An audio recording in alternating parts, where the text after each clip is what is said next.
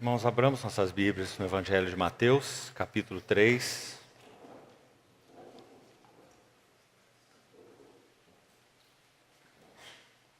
Vamos ler a partir do verso 13. Mateus 3, 13.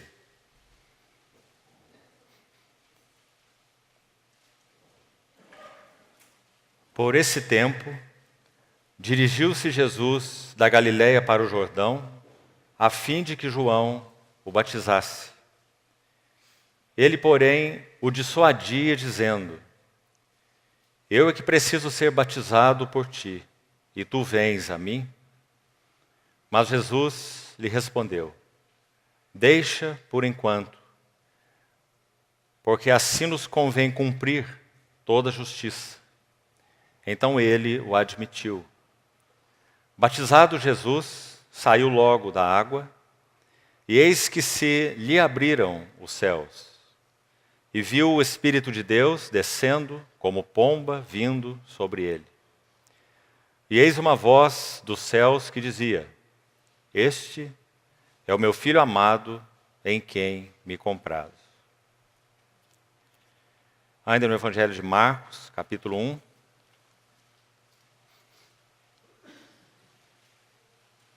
A mesma narrativa em Marcos, capítulo 1, verso 9. Naqueles dias, veio Jesus de Nazaré da Galiléia, e por João foi batizado no Rio Jordão. Logo ao sair da água, viu os céus rasgarem-se, e o Espírito descendo como pomba sobre ele. Então foi ouvida uma voz dos céus: Tu és o meu Filho amado, em ti me comprazo. Ainda vamos ler o relato segundo Lucas, capítulo 3, verso 21.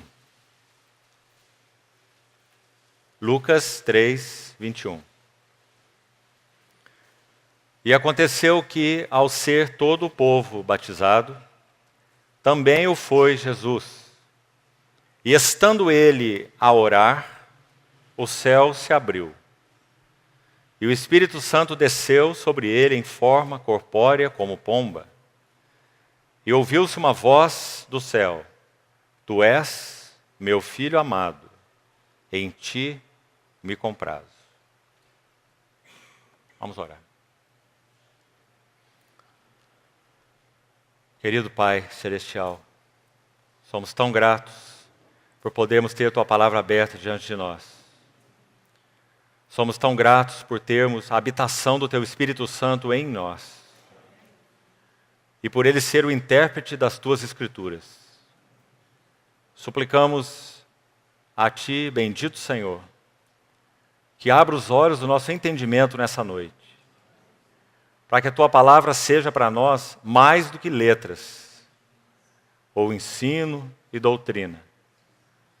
Mas dá-nos sabedoria, entendimento espiritual, revelação daquilo que o Senhor tem a nos dar nesse tempo de comunhão na Tua palavra. Tu és o pão vivo que desceu do céu. Queremos de Ti comer juntos nessa noite. Por Tua misericórdia te pedimos que o Senhor mesmo nos guarde debaixo de Tua potente mão e tire do meio de nós todas as distrações, para que sejamos conservados atentos e focados em Ti, no espírito, na mente e no coração. Esperamos em Ti, Senhor, tudo, para que possamos, debaixo do Teu nome vitorioso, recebermos de Ti alimento. Em Teu precioso nome oramos. Amém. Irmãos, temos buscado seguir nessas quartas-feiras uma sequência a respeito dos 8 eventos críticos da vida do nosso Senhor Jesus. Vou citar novamente quais são eles e já quero fazer um pequeno parêntese antes de entrarmos exatamente na palavra, no encargo central para essa noite. Quando nós tivemos aquele tempo de encontro em setembro, com relação à mordomia cristã, ficou muito nítido no nosso coração que era vontade do Senhor que permanecêssemos nesse tema, mordomia cristã, até onde e por quanto tempo o Senhor assim nos conduzir. E não vemos outra maneira de abordarmos esse tema senão começando pelo começo. Ou seja, a vida do servo, do mordomo de Deus, o Senhor Jesus. O servo dos servos, que também é Senhor dos senhores. Então, toda a nossa ocupação, que já iniciamos falando sobre a encarnação, será seguir nesses 8 eventos essa linha. A glória da pessoa bendita do nosso Senhor Jesus como sendo o eterno servo de Deus. Aquele que se fez carne e habitou entre nós, cheio de graça e de verdade. E vimos sua glória, glória como do unigênito do Pai.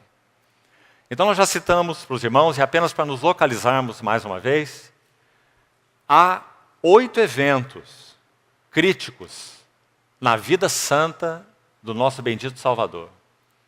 E esses eventos, claro, são cronológicos. Iniciando desde a sua encarnação, e que evento foi esse?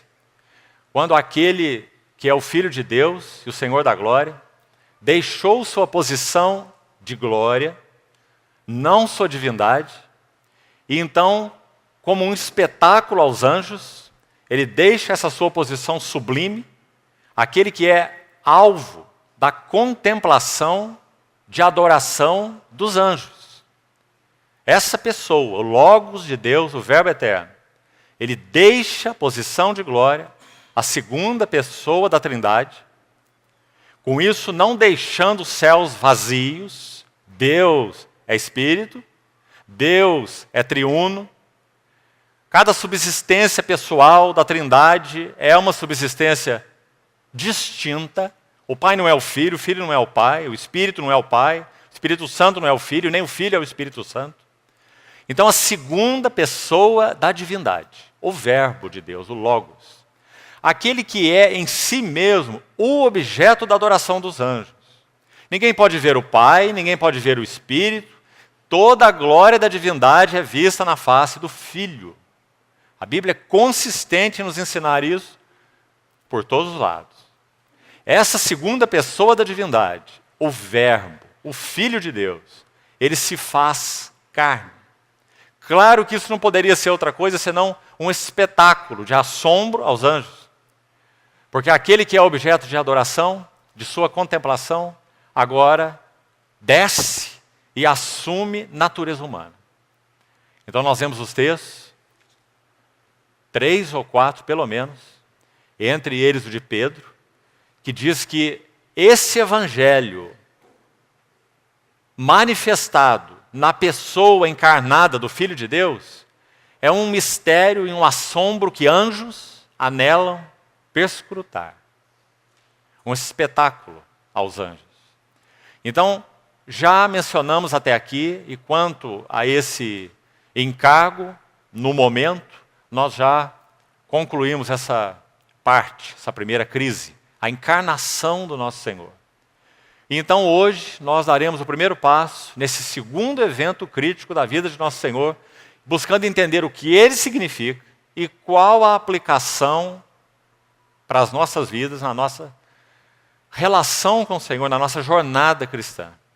Mas é claro que, em primeiro lugar, nós queremos ver o que isso significou para o próprio Senhor Jesus. E para o Deus Trino, o Pai, o Espírito, todos presentes, a Trindade, nesse evento magnífico do batismo do nosso Senhor Jesus no Rio Jordão. A voz do céu se manifestando, este é o meu Filho, obviamente então é o Pai dizendo, o Pai eterno, o Filho encarnado no Jordão sendo batizado e o Espírito Santo descendo como unção viva sobre ele na forma corpórea de uma pomba. Não uma unção de poder, mas uma unção pessoal. Porque o Espírito Santo não é um poder eletrizante. O Espírito Santo é uma pessoa divina, que então desce naquele momento específico sobre a vida do Verbo, agora encarnado, para habilitá-lo para a sua missão messiânica, sua missão redentora. Então entraremos em mais detalhes sobre isso na sequência. Então a encarnação foi o primeiro magnífico evento crítico na vida do nosso Senhor Jesus. E como já disse alguém, um servo do Senhor do século XVIII, gastaríamos vidas e mais vidas em contemplação do que significam as riquezas da glória pessoal e da encarnação do nosso Senhor Jesus. Quão verdadeira é essa colocação, queridos irmãos? Quão rico é o nosso Senhor. Não temos uma ocupação mais sublime do que contemplá-lo. Já vamos voltar nisso agora mesmo, no pequeno parêntese que vamos fazer daqui a pouco. Depois do batismo, nós temos a tentação. Contemplar a tentação do Senhor é algo profundamente importante. O livro de Hebreus diz mais de uma vez que ele foi tentado à nossa semelhança em todas as coisas, mas sem pecado. E diz que por causa disso ele é poderoso para socorrer os que são tentados. Mostra que é por causa disso que ele pode ser um fiel sumo sacerdote e ter diante dele um trono de graça para nós nos achegarmos e recebermos misericórdia e graça para socorro em ocasião oportuna. Tudo isso porque o Verbo se fez carne, habitou entre nós, foi provado, tentado em todas as coisas, a nossa semelhança. Então, irmãos, isso não é apenas um assunto de doutrina bíblica. Contemplar as tentações de nosso Senhor é algo que nos deslumbra, porque é o Verbo que se fez carne. Nem por isso deixou de experimentar, sendo Deus, deixou de experimentar as agruras das tentações, porque é homem, vulnerável. Então foi tentado em cada um daqueles aspectos que já tivemos a oportunidade, em linhas gerais, de compartilharmos durante o encontro, mês passado, mas voltaremos a eles mais detidamente. Depois da tentação, nós temos a transfiguração, e não precisamos dizer que esse é um evento crítico. Nada mais, nada menos do que o Verbo encarnado, um homem que andava com seus discípulos, que tinha fome, que tinha sede, que dormia. Ele coloca para fora de si, como que abrindo uma fresta no véu de sua carne, ele coloca para fora o que ele realmente é. Claro que ainda de maneira parcial, nenhum olho pode vê-lo em toda a sua glória e permanecer vivo. Lembra que ele disse isso a Moisés? Então, na medida que ele pôde ser contemplado, ele mostrou sua glória no Monte da Transfiguração. E foi tão impactante que nós sabemos o que aconteceu ali. E mais tarde entraremos nos detalhes sobre isso. Então, a Transfiguração é o quarto evento crítico. O quinto evento é o Getsemane. A crise do Getsemane. É um outro tema que nós temos que aproximar com os nossos pés descalços. Porque estaremos pisando em terra santa. Getsemane. Minha alma está profundamente angustiada até a morte, disse o nosso Senhor. Suando gotas como de sangue. À beira de uma síncope. Assistido pelo Espírito Santo. Fortalecido. Robustecido. Para que então pudesse ir até a cruz, para que fosse levantado da terra e atrair todos a si mesmo, como ele havia predito. Que maravilha, que crise, que assombro esse assunto Getsemane. E que o Senhor nos conceda graça. Quem somos nós para meditarmos nesses assuntos, amados irmãos? Quanto nós precisamos de uma absoluta, total assistência do Espírito Santo para entrar num terreno como esse. É o terreno do Verbo encarnado. Nós, com o nosso equipamento natural, sequer podemos entender o que essas coisas significam. São coisas que olhos não viram, ouvidos não ouviram, jamais penetrou em coração humano.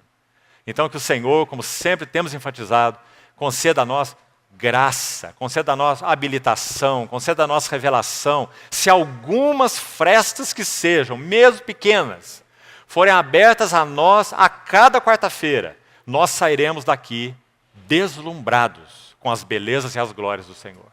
E não apenas deslumbrados com uma palavra que ouvimos, mas com uma revelação da glória do nosso Senhor Jesus. E então, o Getsemane é a quinta crise. A sexta crise, é claro, a morte do Senhor na cruz do Calvário. Quem de nós pode se aproximar desse assunto da morte do nosso Senhor? Quem de nós compreende o que significa, meu Deus, por que me desamparaste? Sexta crise, a morte na cruz. A sétima crise é ressurreição. Que crise é essa? Quão maravilhosa foi a ressurreição do nosso Senhor. Quando aquele homem rompe grilhões da morte. Porque era impossível que ele fosse retido por ela. Porque ele é o santo de Deus. Ressurreição é a 7ª crise. Então a 8ª crise e a última. Colocamos juntos ascensão, entronização. Juntos, como um evento único.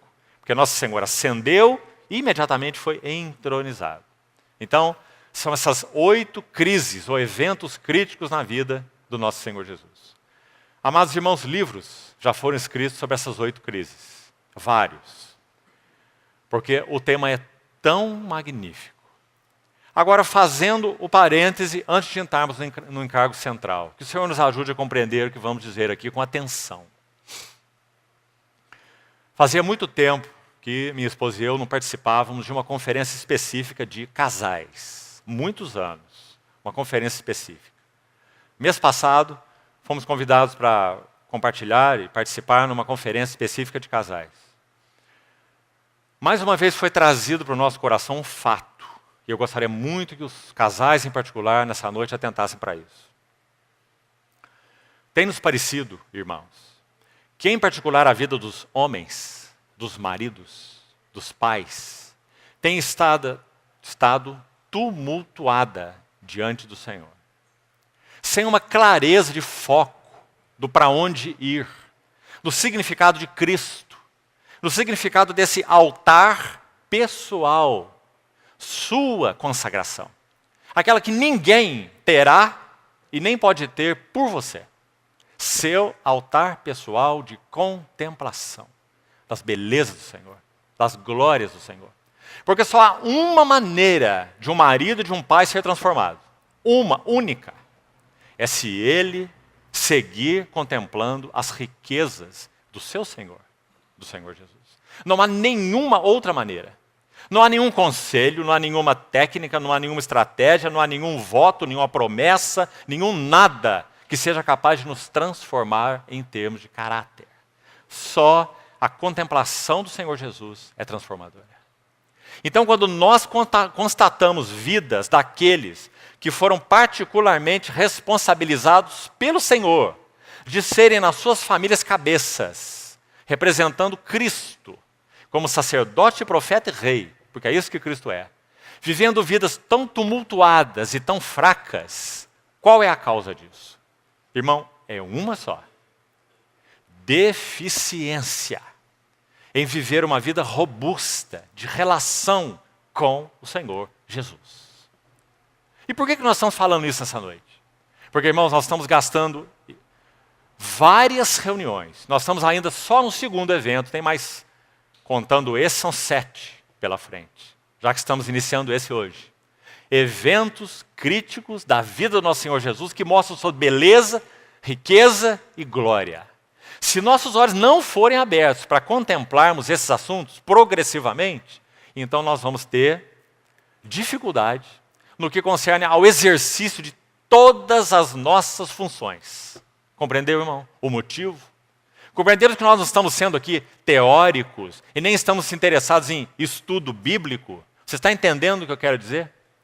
Paulo, em 2 Coríntios 3,18, disse assim: todos nós, com o rosto desvendado, contemplando como por espelho a glória do Senhor, somos transformados.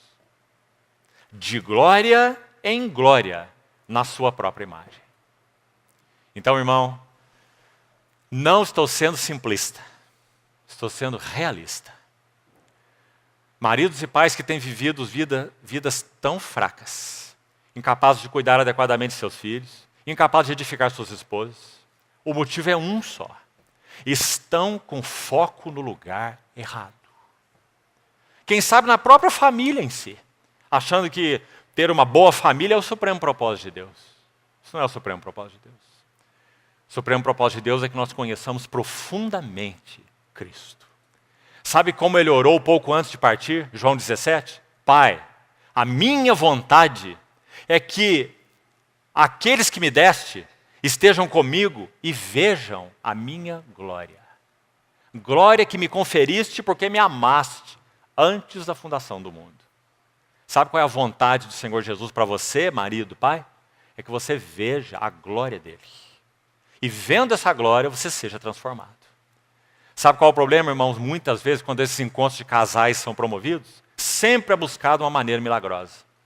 Ou que o próprio evento seja um evento que produza uma transformação mágica. E essas coisas simplesmente não existem. Nós somos transformados de glória em glória, na medida que nós contemplamos as glórias do nosso Senhor Jesus. Louvado seja o Senhor por isso. Então, irmão, fecho aqui esse parêntese, que o Senhor nos ajude nessas quartas-feiras a termos este tempo.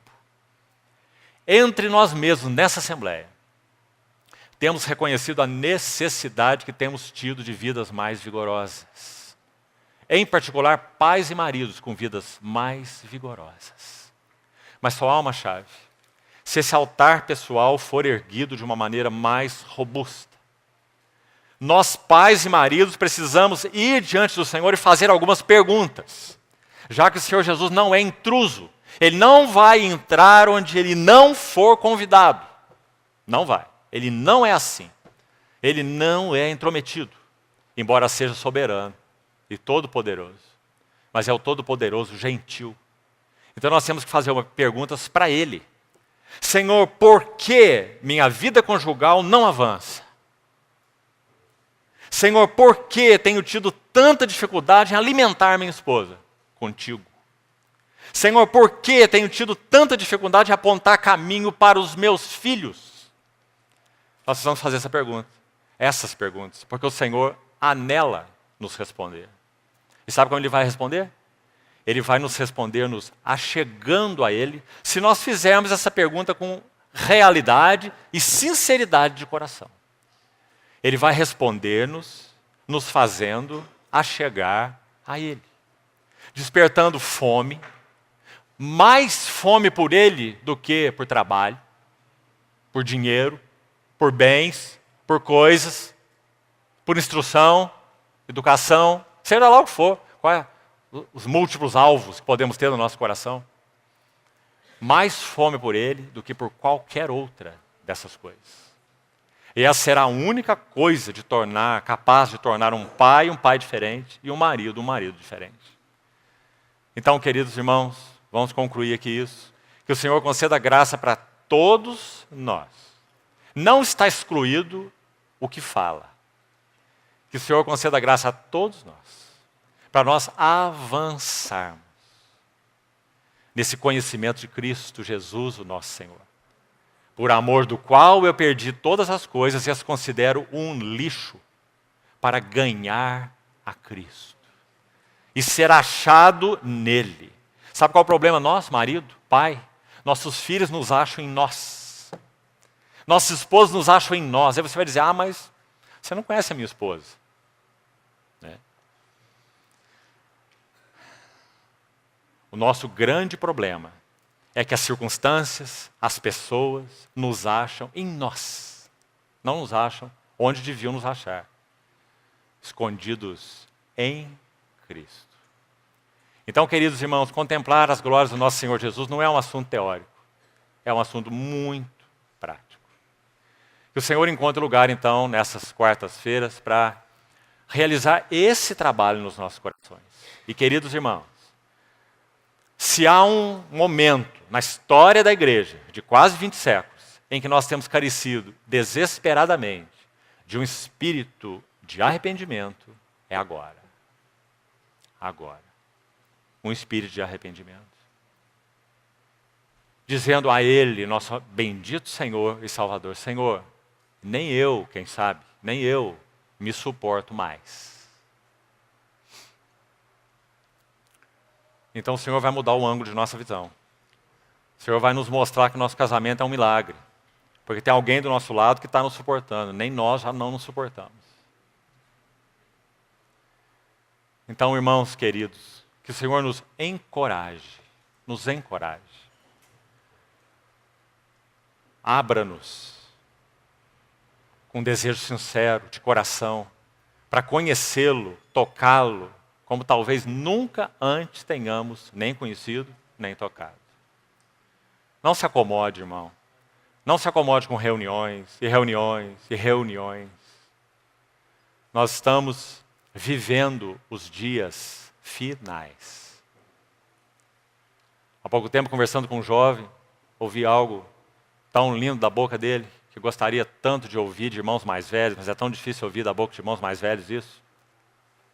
Esse jovem disse assim que passou por uma certa crise na vida dele, onde ficou muito claro para ele o seguinte: quando nós nos apresentarmos diante do Senhor, nós teremos necessariamente que dar contas a Ele do que nós fizemos com a nossa vida. Ouvir isso de um jovem é muito bom, porque ele ainda é um jovem, tem muita vida pela frente. Mas queira o Senhor que nós também possamos ouvir isso de irmãos mais velhos. Irmão, para o Senhor sempre o tempo é oportuno, nunca é inoportuno. Ele repreendeu Jerusalém, depois de tanto ministrar Jerusalém, porque eles não conheceram o dia da sua visitação. Sempre o Senhor raia o sol a cada manhã, desejoso de nos visitar. Nós estudamos 11 visitas do Senhor a Abraão, e vimos que cada visita que ele fez tinha o propósito de fazer uma nova visita. O Senhor não é interessante? Se nós perguntarmos para ele: Senhor, por que o Senhor está me visitando de uma maneira tão maravilhosa? A resposta dele é essa: é porque eu quero te preparar para a nova visita. Essa é a resposta. Não é maravilhoso esse nosso Senhor, irmãos? Ele visitou Betânia 7 vezes, registradas, fora as que não estão registradas. Visitou Abraão 11 vezes. Visitação do Senhor. Vamos orar, pais, maridos, em particular. Aqui não estão escolhidas esposas e mães, não. De forma nenhuma. Mas em particular, maridos e pais, vamos orar por uma visitação do Senhor sobre nossas vidas. Visitação. Para que nós o encontremos de modo diferente, novo. E sabe o que tem de maravilhoso nisso? Você não precisa produzir nada. As coisas espirituais não são produzidas, só as psicológicas que são. Nós só precisamos nos apresentar diante do Senhor. E deixemos o assunto com Ele, porque o assunto é espiritual. Ele é quem deseja vir a nós. Ele é quem nos diz: você é minha propriedade. Nós cantamos isso com o coração tão cheio de regozijo, não é? Nós não cantamos agora há pouco? Pôs a minha alma um alto preço e me comprou. Essas palavras têm significado para nós, irmãos? Ou são só um cântico? Então é Ele que anela, não somos nós que anelamos. É Ele que anela. Mas Ele sabe que nós somos tão complicados, tão divididos, tão complexos, que então Ele vai usando uma situação aqui, outra situação lá, uma crise aqui. Ele sabe como apertar esse torniquete de uma maneira que não nos cause gangrena, mas apertar na medida certa, para que então nós possamos buscá-lo e achá-lo, porque buscar-me-eis e me achareis, quando me buscardes de todo o vosso coração. Bendito seja o Senhor. Então vamos encerrar aqui esse parênteses e vamos seguir com esse evento então crítico da vida do nosso Senhor, o seu batismo. Que maravilhosa crise. Nós vamos tomar como base o texto de Mateus e vamos seguindo aqui passo a passo até onde pudermos hoje. E se não concluirmos hoje, seguimos na quarta-feira seguinte. Mateus capítulo 3, vamos abrir de novo, versículo 13.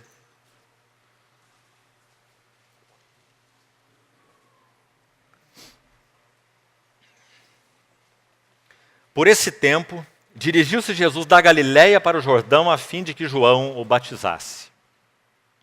Em Marcos 1, 9, que nós já lemos, o outro relato do batismo, Marcos 1, versículo 9, e Lucas 3, 21 e 22. Nós lemos os três textos. Em Marcos 1, 9 é dito assim: e vindo Jesus de Nazaré da Galiléia.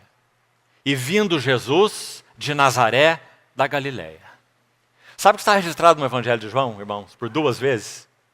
Uma vez, quando Filipe foi encontrado pelo Senhor, ficou impactado e teve clareza de que aquele era o Messias, e foi comunicar a Natanael. Isso está em João capítulo 1. E Filipe disse para Natanael: achamos o Messias de Nazaré. E sabe o que Natanael disse para Filipe? Vamos parafrasear Natanael. É como se Natanael se assustasse e dissesse assim para Filipe: de Nazaré? Mas acaso pode vir alguma coisa boa de Nazaré?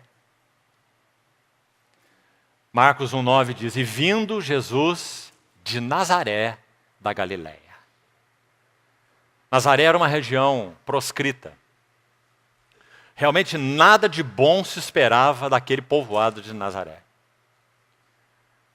Ainda no Evangelho de João, no capítulo 7, os últimos versículos, os guardas são enviados para prender o nosso Senhor Jesus, voltam sem ele. Nós já citamos esse evento aqui várias vezes, os irmãos conhecem muito bem. E então trava-se ali uma discussão entre Nicodemos e os fariseus, porque Nicodemos se tornou um discípulo secreto do Senhor. Bom por um lado, ruim pelo outro. Ele não se fez um discípulo aberto do Senhor. É aquele que quis conservar para si como que uma fé secreta, com medo do que poderia implicar para ele. Então no capítulo 7, após esse evento com os guardas, trava-se uma conversa entre Nicodemos, que era um fariseu e um dos maiores, com os outros fariseus. Então, esses guardas foram enviados para prender o Senhor, trazê-lo. Eles queriam matá-lo, é claro. E Nicodemos, digamos, sai em defesa do nosso Senhor. Você vai encontrar isso nos últimos versos do capítulo 7 do Evangelho de João. Então, Nicodemos diz assim: nós vamos acusar um homem sem ao menos ouvi-lo? E os fariseus investem contra Nicodemos e dizem assim: será que você também é de Nazaré da Galileia? Examine as Escrituras e você verá que da Galileia não se levanta nenhum profeta. Então, que palavras mais preciosas essas de Marcos 1,9. E vindo Jesus de Nazaré da Galileia, apresentou-se a João para ser batizado. Ou seja, nosso Senhor Jesus não apenas é o verbo que se fez carne, mas é aquele que, sendo homem, ele se fez servo de todos. Ele não apenas foi reconhecido em figura humana, mas o nosso Senhor Jesus a si mesmo se humilhou, assumindo a forma de servo, como diz Paulo em Filipenses 2. Então lá veio o nosso Senhor de Nazaré, o lugar proscrito. Nenhum profeta se levanta da Galileia. Galileia, Nazaré em particular, não é lugar de profetas. Acaso pode vir alguma coisa boa de Nazaré? Então Filipe vai dizer para Natanael: vem e vê. E quando então Natanael vai e vê, então nós sabemos o que acontece. Ele se impressiona com o nosso Senhor, e nosso Senhor falou: você verá muito mais. Você verá céus abertos. Quanta graça, irmão. Você sabe que o nosso Senhor Jesus conhecia muito bem o coração de Natanael. E o que ele disse para Filipe. Mas o nosso Senhor Jesus não se feriu e nem se ofendeu com essa insinuação de Natanael. Ele disse: você ainda verá coisas maiores. Verás o céu aberto e os anjos de Deus subindo e descendo sobre o Filho do Homem. Sabe o que o Senhor quis dizer? Natanael, você então acha que é um verdadeiro israelita em quem não há dolo? Você é um bom judeu? Então você conhece a história de Jacó. Sabe o que aquela escada naquele sonho de Jacó significa? Que impactou tanto Jacó, e que Jacó disse: eu estou impressionado, essa é a casa de Deus, essa é a porta do céu. Natanael, aquele é só um sonho. Eu sou a porta do céu. Verás os céus abertos e os anjos de Deus subindo e descendo sobre o Filho do Homem. Que maravilhoso nosso Senhor. Então veio o Senhor Jesus de Nazaré da Galileia. Veja o próximo versículo de Mateus 3, que estamos usando como base dentre os 3 que lemos. Versículo 14 de Mateus 3, diz assim: ele, porém, o dissuadia dizendo... Ele quem? João Batista. Ele está tentando dissuadir o Senhor Jesus de ser batizado. Agora, por favor, concentre-se, preste atenção. Se você ler com cuidado, não sei se vamos ter tempo de fazer isso, talvez façamos. João capítulo 1, penso que seria bom daqui a pouco irmos lá, mas já vamos adiantar isso. João Batista não conhecia o Senhor Jesus. Veja, as mães eram primas. Nosso Senhor era 6 meses mais novo do que João Batista. As mães se encontraram quando as duas estavam grávidas. Maria e Isabel, você se lembra? E naquele encontro, João Batista se estremeceu no ventre de Isabel. Aquele encontro impressionante, maravilhoso, quando Maria proclama aquele cântico de adoração, agradecendo ao Senhor, adorando o Senhor, porque ela foi a serva escolhida para ser um vaso para que o Redentor de Israel se manifestasse, o Verbo se fizesse carne. Então, ainda assim, João registra no seu evangelho que o João Batista não conhecia o Senhor Jesus. Aliás, eles moravam muito longe. Acho que isso é importante também saber. Isabel morava em Hebrom e o Senhor Jesus em Nazaré. Muito longe. E não precisávamos apenas desse dado, porque o capítulo 1 de João diz muito claramente. João Batista está dando o seu testemunho dizendo, eu não o conhecia. Então ele vai dizer assim, mas me foi dito, escute bem, aquele sobre quem você vir descer o Espírito Santo e pousar sobre ele, este é o Filho de Deus. Agora uma pergunta para nós. Aqui onde nós estamos lendo, volte seus olhos aí com atenção. Mateus 3,14. Nosso Senhor Jesus não foi ainda batizado. Está correto? A pergunta é, como João Batista o reconheceu? Como João Batista o reconheceu? Irmão, sabe qual a única resposta que eu encontro? Vamos lembrar de novo. João Batista só testificou que ele era o Filho de Deus quando ele estava dentro do Jordão. E quando o Espírito Santo em forma corpórea de pomba desceu sobre ele. Nós já vamos ler João capítulo 1 e você vai ver. Mas aqui está dizendo que o Senhor se apresenta a João, porque João estava batizando no Jordão. Mateus 3,13. No verso 14 o Senhor se apresenta e João o dissuadia dizendo, eu é que preciso ser batizado por ti e tu vens a mim? Está óbvio que João Batista reconheceu que ele era o Senhor Jesus. Mas como? Se aquele sinal que foi dito a ele que ele teria ainda não tinha acontecido, porque o Senhor não tinha sido ainda batizado. Na sequência do relato é que o Senhor vai ser batizado, veja aí, nos versículos seguintes. Então, há um versículo em Hebreus capítulo 7, que eu penso que nos ajuda tanto e é tão lindo. Quando Hebreus vai descrever o Senhor Jesus como sumo sacerdote, escute bem, ele diz assim, nos convinha um sumo sacerdote assim como este, santo, inculpável, sem mácula, separado dos pecadores. Irmãos, tudo que João Batista, vamos lembrar um pouquinho sobre João Batista. Desde o ventre materno, João Batista foi cheio do Espírito Santo, certo? O Senhor Jesus disse que nenhum homem nascido de mulher, naturalmente, é claro, né? Numa vida natural, um homem nascido de mulher é maior que João. E dentre os profetas, nenhum é maior do que ele. Essas são palavras do nosso Senhor. Então veja quem era João Batista. João Batista olhava para aqueles que vinham se apresentar para o batismo, de forma dissimulada, e era um trovão sobre eles. Lembra-se? Raça de víboras. Essa palavra é João Batista.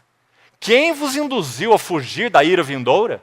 Vocês acham que batismo é algo cenográfico? Hipócritas, João Batista diz. Produzam frutos dignos de arrependimento.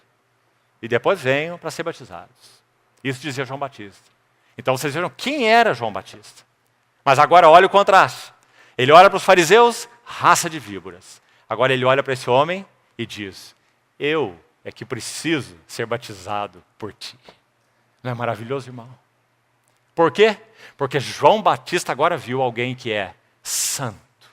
No meio de todas aquelas faces de pecadores, um atrás do outro, que João via, quando estava batizando, mesmo arrependidos, mas pecadores. Mas agora João vê alguém santo, inculpável, sem mácula, separado dos pecadores. Que maravilha. Então João não tem outra atitude, senão eu é que preciso ser batizado por ti. Então, na sequência, esse texto que eu citei, Hebreus, capítulo 7, verso 26, se você quiser conferir posteriormente. Hebreus 7, 26.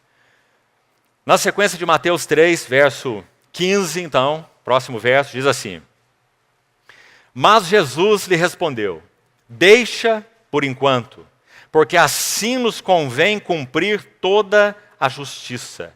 Então ele o admitiu.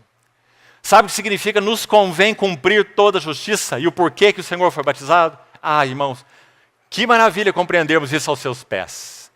Deus, o Pai, foi quem disse que enviaria João Batista como precursor e preparador do caminho para o Senhor Jesus. Desde a profecia de Isaías isso está anunciado. Perguntaram para João Batista, quem é você? Ele não se identificou como pessoa, muito interessante. Eu sou João Batista, filho de Zacarias e da Isabel, cheio do Espírito Santo desde o ventre materno. Ele falou alguma coisa desse tipo? Não. Ele nem mesmo disse o seu nome. Ele disse, eu sou voz do que clama no deserto. Não é maravilhoso? Isaías 40. Ele está dizendo, olha, Isaías já falou de mim 800 anos atrás. De mim, Isaías falou. Eu sou a voz que clama no deserto. Preparai o caminho do Senhor.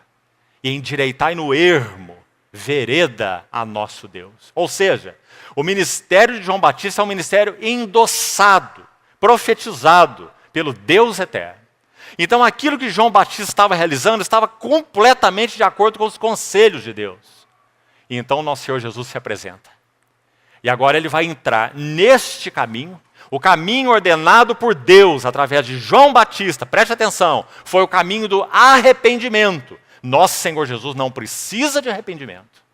Mas este caminho ordenado por Deus, do qual João Batista era o vaso, o precursor, o caminho do arrependimento, por causa de nós, daqueles que o Senhor iria redimir e veio para redimir, ele é o Messias, ele é o Cristo, ele é o Filho de Deus, então ele se submete ao batismo de João, em que sentido? No sentido de identificação. Ou seja, todos aqueles que estavam sendo batizados, no batismo de João, no batismo de arrependimento, eles não seriam redimidos, nem pelo batismo de João, eles não seriam regenerados pela água do batismo do arrependimento. Eles seriam salvos, regenerados, redimidos pela oferta do Filho de Deus, como Cordeiro de Deus, pela vida de cada um deles. Então o batismo de João, realizado sobre o nosso Senhor Jesus, não é batismo de arrependimento.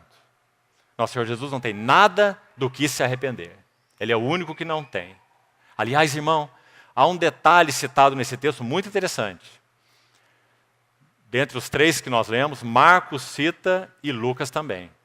Mateus não faz uma referência direta a essa palavra, faz sim. Mateus no verso 16 também, você vai ver aí.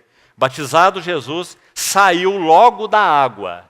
Preste atenção aí. Por que saiu logo da água? Por que será que Mateus se preocupou em colocar assim? Você vai ver que Marcos também usa essa palavra, logo. Mateus e Marcos usam. Por que Mateus se preocupou com esse detalhe? Versículo 6, olhe para a sua Bíblia, do capítulo 3 mesmo de Mateus, olha o verso 6. Aqueles que vinham a João no Jordão eram por ele batizados no Rio Jordão, confessando os seus pecados. Então a cena era assim, João estava lá batizando no Jordão, aqueles pecadores se apresentavam, quando João, como falamos, discernia que aquele era um simulacro, João era sério com eles, os acusava de hipocrisia, como já citamos. Muitos outros eram recebidos, batizados, batismos de arrependimento, e ali confessavam os seus pecados, no batismo. Nós vemos aí no verso 6. Mas nosso Senhor Jesus não. Porque o batismo do nosso Senhor Jesus não é batismo de confissão de pecados. O batismo do nosso Senhor Jesus não é batismo de arrependimento. Então nosso Senhor Jesus entra nessa água e logo sai da água. Detalhe importante nesse versículo 16. Saiu logo da água. Porque nosso Senhor não tem pecados para serem confessados. Então, voltando ao verso 15, deixa por enquanto, porque assim nos convém cumprir toda a justiça. Vamos ao capítulo 1 de João, o texto que citamos agora há pouco, para nós vermos algo mais do significado desse nos convém cumprir toda a justiça. Penso que vai nos clarear através desse capítulo 1 de João. Vamos ler desde o verso 28. João capítulo 1.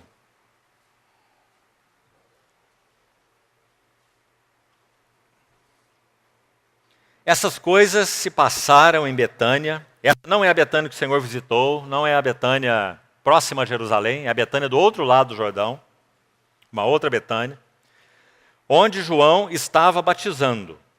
No dia seguinte, viu João a Jesus, que vinha para ele, e disse: Eis o Cordeiro de Deus, que tira o pecado do mundo. É este a favor de quem eu disse: após mim vem um varão que tem a primazia, porque já existia antes de mim. Que palavras essas? João Batista dizendo que esse varão que vem a ele é um varão que tem primazia porque existe antes dele. Inclusive, como falamos, cronologicamente falando, isso não é verdade. Porque João Batista é mais velho que o nosso Senhor Jesus 6 meses. Então é claro que ele está falando do verbo eterno, né? Óbvio. Assim João começa seu evangelho. Verso 31. Eu mesmo não o conhecia. Está vendo? João dizendo. Mas, a fim de que ele fosse manifesto a Israel, vim, por isso, batizando com água. E João testemunhou dizendo: vi o Espírito descer do céu como pomba e pousar sobre ele. De novo, eu não o conhecia. Aquele, porém, que me enviou a batizar, quem foi que enviou João a batizar? Não foi o Senhor Jesus. João não foi enviado pelo Senhor Jesus, João Batista. Foi enviado por Deus, o Pai. Como voz no deserto, preparando o caminho do Senhor. Então, aquele que me enviou a batizar com água me disse: aquele sobre quem vires descer e pousar o Espírito, esse é o que batiza com o Espírito Santo. Pois eu de fato vi e tenho testificado que ele é o Filho de Deus. Você percebeu que João, o evangelista, o escritor desse evangelho é João, não o Batista, não vá confundir, não é? O João do evangelho, o João evangelista, ele registra o testemunho de João Batista. Então está muito evidente que João Batista diz que ele não conheceu o Senhor, então dá o testemunho que ele reconheceu que era o Senhor por causa daquele sinal. O Filho de Deus. Quando o Espírito desceu sobre ele, e então o céu se abriu e o Espírito Santo em forma corpórea pousou sobre ele. Mas como nós vemos em Mateus 3, João reconheceu que ele é o Filho de Deus quando ele se apresentou a João para ser batizado, mesmo antes que o Espírito descesse sobre ele. Então podemos dizer que aquela descida do Espírito Santo foi uma confirmação sobre aquilo que João já tinha reconhecido com relação ao nosso Senhor. Pois ele diz: eu é que preciso ser batizado por ti. Ainda no versículo 33, aí mesmo de João, queria chamar a atenção dos irmãos para mais um ponto importante. Verso 33, parte final, diz assim: aquele sobre quem vires descer e pousar o Espírito. Irmãos, nós temos aqui um aspecto extremamente importante e lindo da vida do nosso Senhor Jesus e do seu ministério. Escute bem. Ele é o Filho de Deus, divino. Mas ele não poderia, ele não deveria, nem poderia, para que fosse autor de nossa salvação, exercer seu ministério terreno, como Messias, no poder de sua divindade. Vou repetir isso, irmão. Espero que você guarde. Porque a nossa tendência de olhar para esse verbo encarnado como sendo um semideus, ou como sendo um super-homem, é muito grande. E nós fazemos uma agressão à glória do nosso Senhor Jesus, verbo encarnado, quando nós fazemos isso. Porque assim como ele é verdadeiramente Deus, ele é verdadeiramente homem. Para que ele fosse nosso Salvador e cumprisse a sua missão, ele não poderia cumprir sua missão como Deus.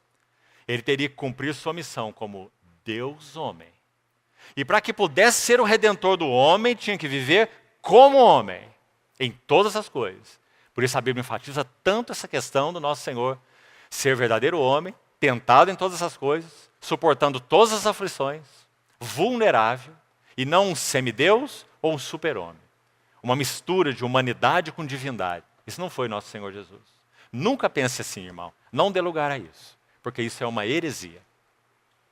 Então, vamos buscar entender o verso 33. Aquele sobre quem vires descer e pousar o Espírito. Aqui já temos uma primeira questão. Se nosso Senhor fosse exercer, ou pudesse exercer, ou devesse exercer o seu ministério messiânico, como Redentor, como Salvador, utilizando dos poderes da sua natureza divina, para que o Espírito Santo descer sobre ele? Qual seria a necessidade disso? Ele é Deus. Exerça a sua divindade. Ele sequer precisa de socorro de ninguém, nem de anjos, nem de homens. Mas não foi assim que nosso Senhor viveu a sua vida humana, porque isso não é vida humana. E nosso Senhor viveu uma vida humana, porque Ele é homem.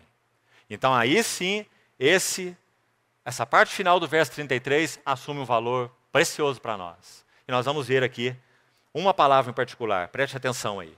Aquele sobre quem vires descer. Mateus fala sobre o Espírito descendo, Marcos fala, Lucas fala, mas João acrescenta algo. João acrescenta a palavra pousar. E essa palavra pousar, descer e pousar o Espírito, esse é o que batiza com o Espírito Santo. Veja, irmão, essa palavra pousar aparece no verso 38, só para que entendamos bem o que ela significa, por que ela é importante. Então, não perca o assunto aí. Verso 38 aí de João 1.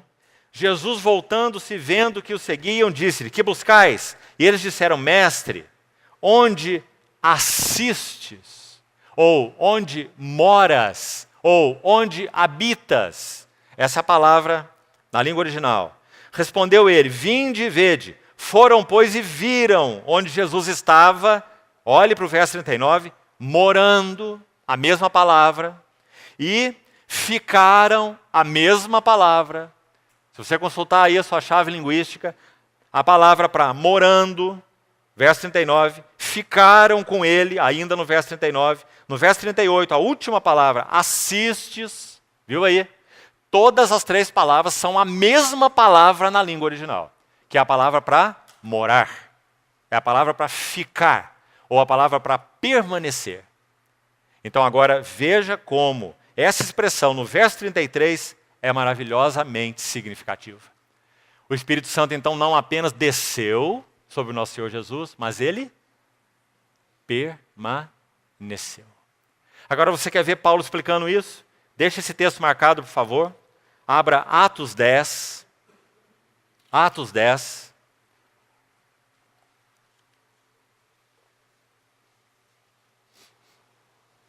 Atos 10, 37, para chegarmos no verso 38. Atos 10, 37. Vós conheceis a palavra que se divulgou por toda a Judéia, tendo começado desde a Galiléia, depois do batismo que João pregou. Então é aí que nós estamos estudando, né? Como Pedro está pregando e está explicando o que aconteceu no batismo. Verso 38. Como Deus ungiu a Jesus de Nazaré. Por que você acha que Pedro coloca essa palavra tão específica assim? Deus ungiu Jesus, o Jesus de Nazaré. Está sendo enfatizada a plena humanidade do nosso Senhor Jesus. Ou seja, querido irmão, o Espírito Santo não apenas desceria sobre nosso Senhor Jesus. O Espírito Santo teria que permanecer sobre a vida do nosso Senhor Jesus. Para que ele pudesse viver como viveu, pregar como pregou, sofrer como sofreu, suportar o que suportou. Não é por menos que o livro de Hebreus vai dizer assim: é pelo Espírito eterno que ele se ofereceu sem mácula a Deus. Quem habilitou o nosso Senhor Jesus para suportar tudo o que ele suportou? Espiritualmente, emocionalmente, psicologicamente, fisicamente. Quem habilitou o nosso Senhor Jesus? A resposta é uma só: Espírito Santo. Porque o Espírito Santo desceu sobre ele no Jordão e permaneceu. Ficou, morou, todas essas palavras são válidas. É o que significa o termo na língua original. Não é maravilhoso? Então Pedro retrata o Senhor Jesus como um pleno homem, como diz, Deus ungiu Jesus de Nazaré. Nós podemos pensar assim: Deus precisa ungir Paulo, precisa ungir Pedro, precisa ungir João. Mas Jesus não precisa ser ungido, porque Jesus é o Verbo eterno. Porque Jesus nasceu por uma obra do Espírito Santo no ventre da Virgem. É uma pessoa eterna que assumiu uma natureza humana, Verbo encarnado. Então ele não precisa de nada, é Deus em carne. Ele precisa de tudo, porque ele é homem e plenamente homem. Dizer que Jesus não sentiu terror diante da morte é uma mentira, irmão. Ele sentiu terror diante da morte. É dito em Hebreus capítulo 5 que ele foi atendido quando orava no Getsemane com forte clamor e lágrimas, com orações e súplicas, aquele que o podia livrar da morte, e tendo sido ouvido por causa da sua piedade. Irmão, aquele versículo sugere fortemente que quando o Senhor orou no Getsemane, ele precisava ser ali fortalecido para ali não morrer. E não chegar até o ponto final onde ele então, como Messias, teria que ir. O maldito madeiro, profetizado. E inclusive mencionado por ele mesmo. Eu, quando for levantado da terra, atrairei todos a mim mesmo. E João vai dizer que ele disse isso para significar o gênero de morte que ele havia de morrer. Levantado da terra. Não era desfalecendo no jardim do Getsemane. Compreendeu? Então ele ofereceu com forte clamor e lágrimas, orações e súplicas a quem o podia livrar da morte. E foi ouvido por causa da sua piedade. E embora sendo filho, aprendeu obediência pelas coisas que sofreu. Não é um texto maravilhoso? Então, irmãos, o batismo do nosso Senhor Jesus marca a descensão do Espírito Santo para permanecer sobre ele, para que ele tivesse habilitação para cumprir a sua missão redentora. Sem o Espírito Santo, não seria feito, porque nosso Senhor é homem. Então não tenha medo de dizer essas coisas, irmãos, porque aí está a glória dessa vida divina humana do nosso Senhor. Sem o Espírito Santo, o Senhor não realizaria a obra para a qual ele foi enviado a realizar. Porque ele precisava ser habilitado. O Espírito desceria e pousaria sobre ele. Deus ungiu Jesus de Nazaré. Como? Vamos continuar o versículo 38. Com o Espírito Santo. Se nós temos alguma dúvida que isso aconteceu no batismo, é só ver o verso 37, que já acabamos de ler. Depois do batismo que João pregou, como Deus ungiu a Jesus de Nazaré, com o Espírito Santo e poder, o qual andou por toda parte, fazendo bem e curando a todos os oprimidos do diabo, porque Deus era com ele. Um varão. Por isso aquela pregação também tão linda de Pedro, irmãos, tão maravilhosa no Pentecostes, capítulo 2 de Atos, primeira mensagem da história da igreja. Pedro vai discriminar 7 aspectos maravilhosos naquela mensagem lá. E o primeiro deles que ele discrimina é esse. Ele vai dizer, Jesus, o Nazareno, vírgula, varão aprovado por Deus. É uma frase preciosa. Um varão que precisava ser ungido para suportar tudo que suportou e chegar até o fim do que ele veio para realizar, como Deus homem. Então, voltemos lá para Mateus, já estamos concluindo. Mateus capítulo 3. Acho que precisamos ainda de uma pequena explicação sobre o capítulo 1 de João que lemos. Não precisa abrir lá de novo. Nós já lemos, apenas escute. Você percebeu que no verso 29, João identifica o Senhor Jesus como Cordeiro de Deus? No dia seguinte, João como que apontou o dedo para ele, o Senhor Jesus veio em sua direção, e João disse, eis o Cordeiro de Deus, que tira o pecado do mundo. Então a narrativa segue mais à frente, lá no verso 32, 33, ele vai dizer assim, eu de fato vi e tenho testificado que ele é o Filho de Deus. E aí, irmãos, é importante colocarmos essas duas coisas juntas. Elas são ditas uma após a outra, confira lá. Verso 29 e 32 ou 33, pensa que o verso 33. Primeiro, Cordeiro de Deus. Depois João dizendo, ele é o Filho de Deus. O que nós queremos dizer com isso? Escute. A relação do Senhor Jesus com o pecado não é uma relação pessoal. Nosso Senhor nunca pecou.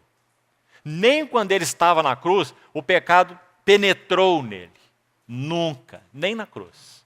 Já vamos explicar isso melhor. Mas a relação, e graças a Deus, porque houve relação do Senhor Jesus com o pecado. Sabe qual foi a relação? Vocacional. A relação do Senhor Jesus com o pecado não é pessoal, ele nunca pecou. É vocacional. O que significa relação vocacional? 2 Coríntios 5, 21. Escute. Aquele que não conheceu pecado. Então a relação dele com o pecado não é pessoal. Não conheceu o pecado. Mas Deus o fez pecado por nós. Por nós. Vocacional. Para que nele nós fôssemos feitos justiça de Deus. Louvado seja o Senhor. Ele não tem pecado pessoal, mas ele teve uma relação vocacional com o pecado. Isso significa que ele toma o nosso e o assume. 2 Coríntios 5, 21, que citamos, é um verso tão importante, irmão. Tão importante. Está falando como de duas contas. Vamos ilustrar, especialmente para os jovens e para os irmãos mais novos aqui. Duas contas. Vamos imaginar, então, duas contas bancárias. Uma conta tem 0 no saldo. Está zerada. E está zerada há muito tempo. A conta furada, zerada. A outra conta é uma conta milionária. Um dia você amanhece, abre o seu aplicativo no celular para tirar o seu saldo e infarta. Porque você vê um saldo milionário. Foi isso que aconteceu com relação ao pecado na cruz do Calvário. Aquele que não tem pecado, no saldo do Senhor Jesus, essa conta é 0. Ele não tem pecado. Na nossa conta, esse saldo é milionário. Nós estamos cheios de pecados. Mas pela graça do Senhor, porque o Verbo encarnado se mostrou a nós, nós o vimos por revelação do Espírito Santo. E mais do que isso, nós vimos que esse Verbo encarnado é o Cordeiro de Deus que tira o pecado do mundo. Então, no que concerne ao pecado, nós acordamos com nossa conta zerada. No que concerne às riquezas verdadeiras, nós acordamos com a nossa conta milionária. É isso que 2 Coríntios 5, 21 diz. Aquele que não conheceu o pecado, Deus o fez. Compreende esse o fez? O fez não significa que ele se torna um pecador. O fez significa, na cruz do Calvário, ele ainda é o Cordeiro de Deus, como sempre foi. Quando ele foi batizado, eis o Cordeiro de Deus que tira o pecado do mundo. Quando ele está na cruz, ali está o Cordeiro de Deus. Só que, na conta dele, é imputado o que não é dele, mas é nosso. Como isso chama? Pecado. Então, assim como Moisés levantou a serpente no deserto, importa que o Filho do Homem seja levantado. Para que todo que nele crê, não faz obras, não faz promessas, não faz votos de melhora daqui ou dali, mas todo que nele crê, tenha a vida eterna. Por quê? Por causa da imputação. O que não era dele foi imputado a ele, mas também o que não era nosso foi imputado a nós. O que não era nosso? Justiça. Isso não era nosso, isso era só dele. Mas a nós foi imputada a justiça de Deus. Irmão, tem algum problema com a justiça de Deus? Você acha que tem algum problema com ela? A justiça de Deus é magnífica, é plena, é imutável, é segura, é eterna. E nós fomos justificados, porque o Cordeiro de Deus tirou o pecado do mundo. Viveu como viveu, morreu como morreu e tirou o pecado do mundo. Do mundo todo? No que concerne a suficiência de sua obra, sim. Mas no que concerne a eficiência dela, não. No que concerne a eficiência dela, apenas dos que creem nele. Porque isso não é verdadeiro para os que não creem. Então, bendito seja o Senhor por essa inversão divina maravilhosa, da graça. Ele imputou a nós justiça. Deixa por enquanto, porque nos convém cumprir toda a justiça. Aquilo que ele iniciou ali no seu batismo, finalmente ele cumpriria na cruz do Calvário. Irmãos, se foi um negócio que só Deus podia fazer, que negócio maravilhoso. Foi em função dessa obra de nosso Senhor, que nós fomos justificados e temos paz. Paz com Deus. Então, terminando, versículo 16, de Mateus 3, vamos voltar lá. Batizado, Jesus saiu logo da água. Então presta atenção nesse logo, ele é muito interessante. E eis que aqui não vamos perder essa palavra, se lhe abriram os céus. Você vê como uma palavrinha faz muita diferença na Bíblia? O céu não abriu para todo mundo não, irmão. O céu não abriu para todo mundo que estava no Jordão aquela hora sendo batizado, não. O céu se abriu para ele. E agora aqui nós temos algo tão lindo e tão importante. Sabe o que está acontecendo? 4, 5 mil anos de história humana. 4, 5 mil anos, desde Adão até Cristo, de história humana. Nunca os céus puderam se abrir para um homem. Por causa do pecado de Adão, os céus foram cerrados. Quando você vai a João 3, a palavra que você vê lá é Adão foi expulso do jardim. É dito ainda que Deus os lançou fora do jardim. Gênesis capítulo 3. No final do capítulo ainda, de Gênesis 3, é dito que Caim foi expulso da presença do Senhor e foi perambular na terra de Nod. Ele se afastou da presença do Senhor, perdeu a face do Senhor de vista. Nunca o céu se abriu para um homem, nesses milhares de anos, até a vinda do nosso Senhor Jesus. Então, se nós não apreciarmos a humanidade de nosso Senhor, nós perdemos toda a beleza desse versículo. Porque nós vamos dizer assim, é claro que os céus se abriram, ele é o Filho de Deus. Mas esse não é o assunto, irmão. Esse não é o foco. Aqui os céus estão se abrindo para o homem, Jesus de Nazaré. É isso que ele é. O Verbo encarnado. Como Deus, Filho de Deus, ele sempre viu a glória de Deus. Ele sempre habitou com Deus na glória. Pai, glorifica-me contigo mesmo, com aquela glória que eu tive junto de ti, antes que houvesse mundo. Não foi assim que nosso Senhor Jesus disse? Então esses céus abertos significa que agora, depois desses milhares de anos, a face de Deus de novo se desvenda para o homem. Na vida desse bendito homem. Então, irmãos, o nosso Senhor Jesus é quem nos traz de novo um céu, e nos trouxe de novo um céu aberto.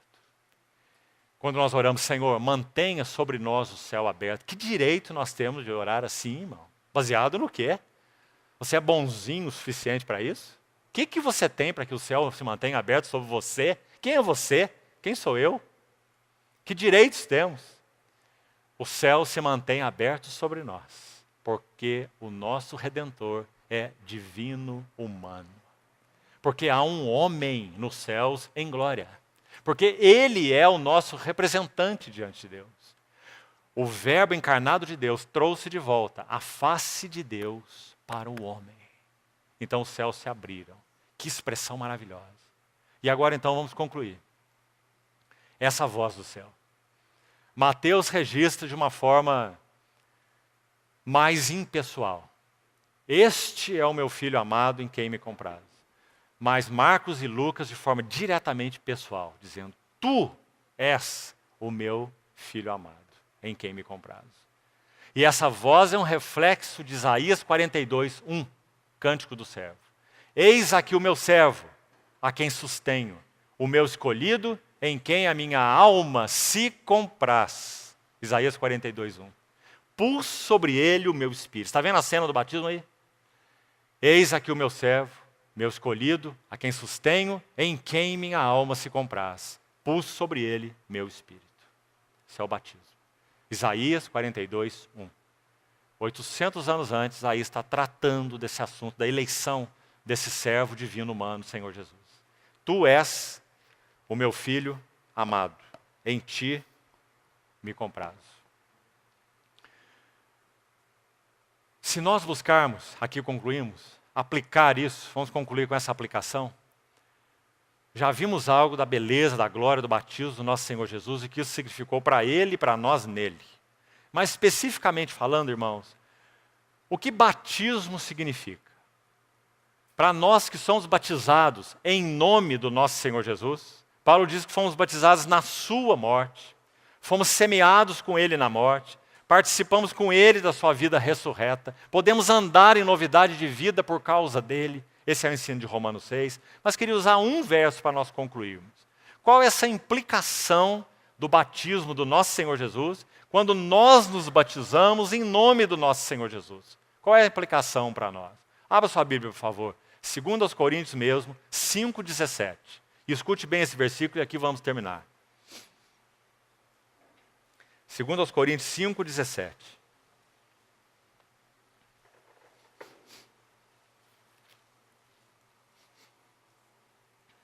E assim, se alguém está em união com Cristo, em Cristo. Como que nós podemos estar em Cristo? Só tem uma maneira, crendo nele. Somente crendo nele, mais nada. Não há nenhuma obra a ser praticada. Só nos lançarmos aos cuidados dele. E assim, se alguém está em Cristo, é nova criação ou criatura. E agora então atente para essa frase.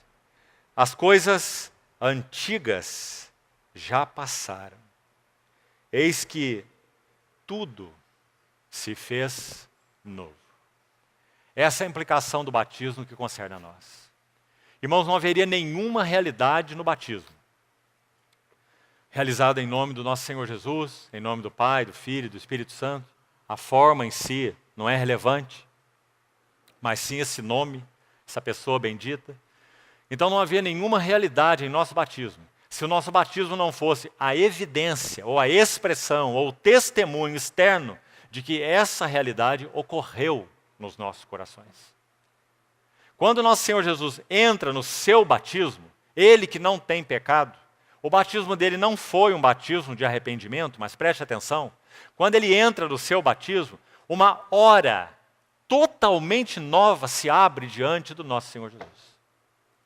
Quando ele entra no seu batismo, é que ele é ungido pelo Espírito Santo. Atos 10, muito claro, nós acabamos de ler. Deus ungiu Jesus de Nazaré com o Espírito Santo. Quando que isso aconteceu? No Jordão. Quando os céus se abriram e o Espírito desceu. Então uma nova hora, completamente nova, se abriu para o nosso Senhor. Pense, irmão, 30 anos esse homem tinha vivido. Um bebê, amamentando em Maria, enfaixado lá na manjedoura, lembra-se? Lucas diz que ele crescia o menino, em sabedoria, estatura, graça, diante de Deus e dos homens. Que lindo relato. Vivendo uma vida humana comum. 30 anos no silêncio. Só há uma palavra do nosso Senhor Jesus aos 12 anos, que é registrada nesses 30. Só há uma palavrinha dele aos 12. Quando os pais o procuraram, esqueceram para trás naquela jornada, creio que você conhece o texto, voltaram na caravana para procurar o Senhor Jesus. Ele estava entre os doutores, 12 anos de idade, conversando com eles ali impressionados com a sabedoria dele. E Maria disse a ele: filho, por que fizeste assim conosco? Teu pai e eu estávamos preocupados com você. Então nós temos a única palavra do nosso Senhor Jesus, até que ele atingisse 30 anos. Ele falou ali aos 12. Ele disse: vocês não sabiam que me cumpria cuidar dos negócios de meu pai? Essa é a sua única palavra. Então são 30 anos de silêncio. Que maravilha. Mas quando o céu se abre, sabe o que está sendo dito? 30 anos eu tenho contemplado essa vida. 30 anos eu tenho contemplado esse homem. Ele é santo, inculpável, separado dos pecadores e sem mácula. Então o céu se abre e essa voz do Pai dele é ouvida. Tu és o meu filho amado. E em ti eu tenho todo o meu prazer. Ah, que maravilha, amados irmãos. É nele que nós estamos. Esse é nosso Salvador. Então, a partir dessa hora, a partir dessa crise, uma hora totalmente nova se abre para o nosso Senhor. Em que sentido? Agora ele iria entrar na sua missão redentora. 30 anos de preparação oculta.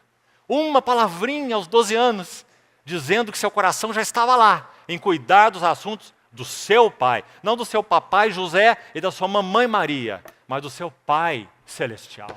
Cuidar dos negócios do meu pai, foi o que ele disse aos 12 anos. Então ele vive mais de 18 anos, silêncio, e completa 30 anos. E Lucas vai dizer, ele tinha Jesus 30 anos, ao iniciar o seu ministério. Percebeu, irmão? Então, que importante foi esse batismo no Jordão para ele.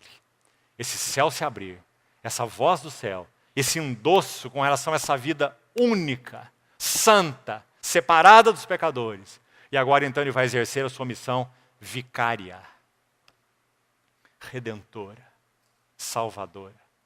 Então agora ele particularmente será caracterizado pelo homem, como sendo o homem de dores. E que sabe o que é padecer. Quando isso começou? A partir dos 30 anos de idade. Quando os céus se abriram e o Espírito o ungiu. Agora ele vai seguir 3 anos e meio como o homem de dores e que sabe o que é padecer. Bendito seja o nosso Senhor Jesus. Que nós sigamos contemplando o nosso amado Senhor, irmãos. Porque como falamos, somente contemplando suas maravilhas, riquezas, belezas, é que nós podemos ser transformados onde nada nem ninguém poderia nos transformar. Em nosso caráter, no mais íntimo. Somos transformados de glória em glória, contemplando a sua glória. Pelo Espírito do Senhor, Paulo vai dizer. Então que evento maravilhoso esse do batismo do nosso Senhor Jesus.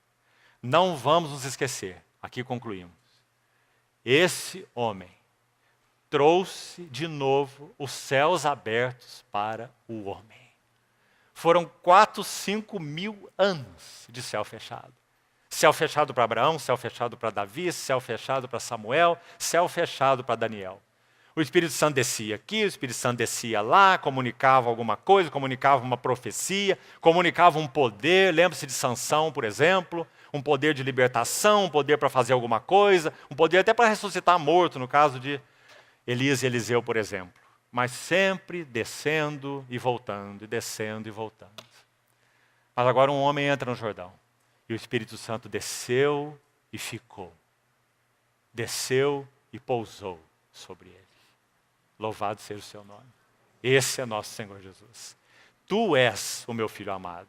Em ti tenho todo o meu prazer. Louvado seja o seu nome. Vamos orar. Senhor, toma nas tuas mãos tua palavra compartilhada nessa noite.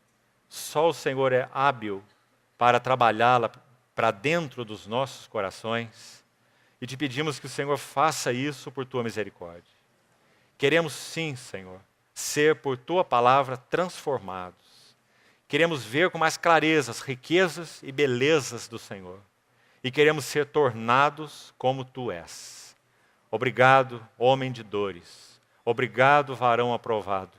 Obrigado, filho amado, Cordeiro de Deus. Louvamos teu bendito nome. Mantém por tua graça os céus abertos sobre nossas vidas, bendito Senhor. Nos socorrendo em nossas tantas necessidades, para que nós sejamos mantidos com uma visão fita, focada, fixa em Ti, Senhor. Que nada nos distraia e que possamos, por Te contemplar, sermos profundamente mudados por Ti mesmo. Ah, Senhor, glorifica Teu nome em nossas vidas, glorifica Teu nome nessa assembleia. Encontra-nos onde nós estamos, Senhor. Não queremos permanecer como somos ou como estamos. Estende tua mão sobre nós, atrai-nos, estimula-nos, encoraja-nos, alinha-nos, corrige-nos. Te pedimos, Senhor. Tu és nosso bendito Redentor. Trabalha essa salvação que tu consumaste na cruz plenamente para dentro dos nossos corações, Senhor. Para que nós sejamos salvos de tudo que somos e possamos expressar algo da bendita glória do Senhor. Louvado é teu nome, nós te agradecemos e oramos em teu precioso nome. Amém, Senhor.